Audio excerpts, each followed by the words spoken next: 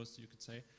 And my question is, well, there's already crowdfunding and crowdsourcing in the game industry, like Dave Perry is doing it, and a lot of people are crying out loud now that richer and more narrative and more meaningful narrative is the next thing for games. But then again, more narrative in a game is more linear, is less gameplay, is less fun probably.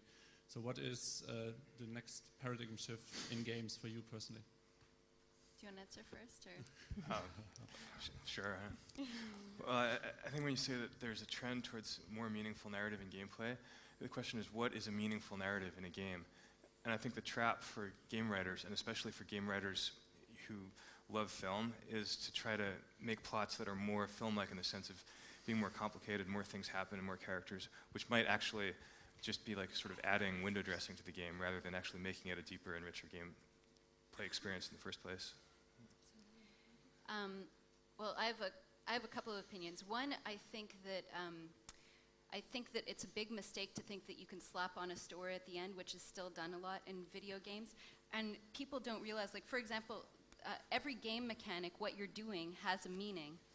And you can't have a story on top of it that doesn't reinforce that meaning. You're not going to get a meaning out of the player is playing and experiencing the gameplay and the interactivity as well as the story, which is another layer. If they don't go together and say the same thing, then no one's going to remember the story. It's not going to be meaningful. They're not going to really feel it.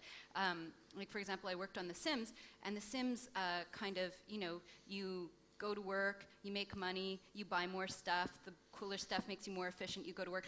Hidden in that story, which is funny, we found out from consumer research afterwards, is that well, little girls and little boys like playing it because they role play being adults, but Europeans and Asians like playing The Sims because they role play being Americans, because the meaning behind it is very consumerist focused, and that, you know, it's in there. It's like this wheel of accumulating money and more things, and you have to be conscious of those things and make sure that that game system that you build in, that maybe even game designers aren't thinking about and is subliminal, is worked on with the writer.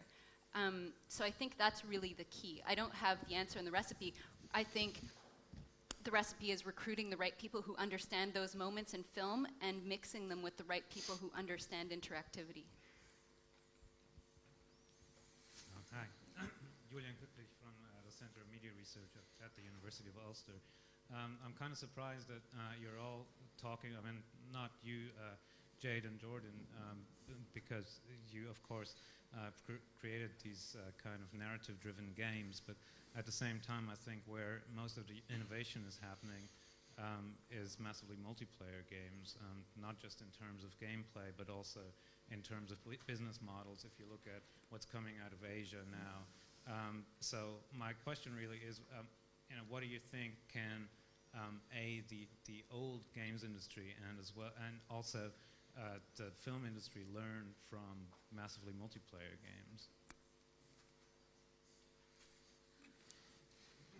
Who's the question for? Well, all of you really, but whoever feels most qualified to answer, really. That wouldn't be me. I vote for Jordan. I've never made an MMO or even, you know, really gotten seriously addicted to one. So oh, well, I got addicted to MMOs, but I can't speak on what the film industry is learning from them. So yeah, I think it's actually costing the film industry a lot of productivity in terms of hours spent playing World of Warcraft. Does one of you have a comment? I think one of the things I saw recently, actually, a festival in Amsterdam, was a guy called De Gayton who filmed My Second Life, and I think it's the first machinima that's been bought by a major US network, HBO. And what he did was actually film in Second Life, and he's part of a company called Millions of Us in San Francisco, which are building environments in, you know, Second Life, which is, I guess, it's a massively, you know, multiplayer online game, but it's less of a game and more just of an environment, more free-form.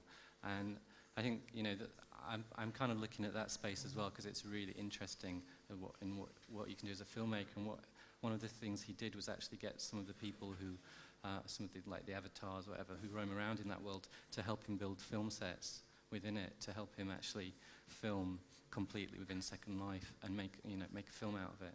And that's quite interesting. So it's kind of a different form of collaboration. Again, it's kind of distributed collaboration, distributed creativity, and an opening up, filmmaking to get people to help you make it.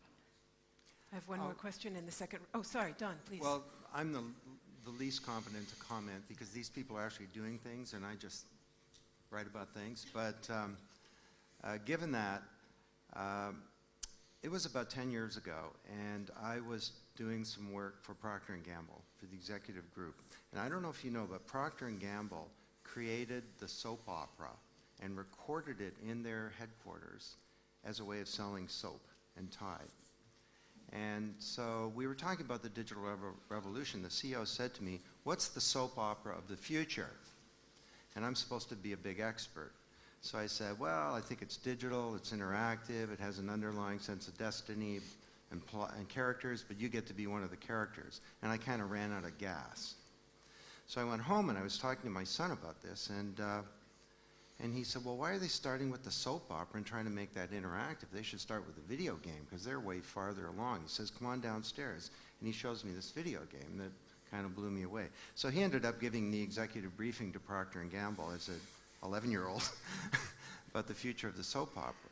But I wonder if you bring in massively multiplayer, you see, why does the other character have to be an animation based on some rules? Why can't the other character be a person or actual human beings become engaged?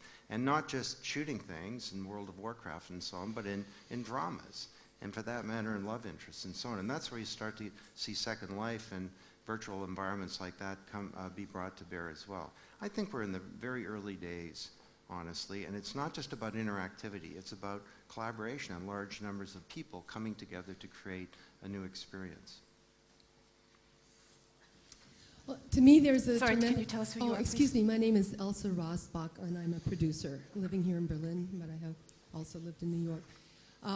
I see a tremendous gap, actually, between what Mr. Tapscott is saying and actually the examples that we have where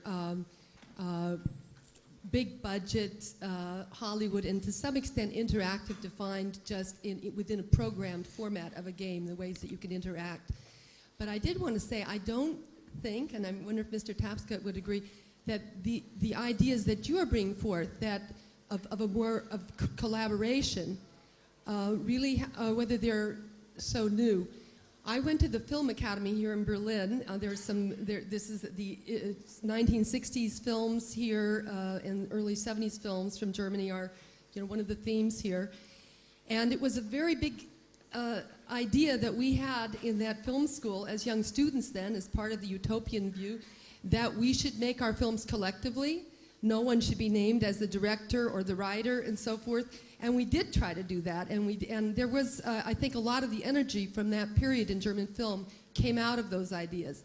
At the same time, we ran into there were two problems with it. One, storytelling. There is, in a way, an individual storyteller very often to come up with it, and that's true from the village on. It's not jazz. There is a storyteller. Two, who's going to get the job if you do a collective thing?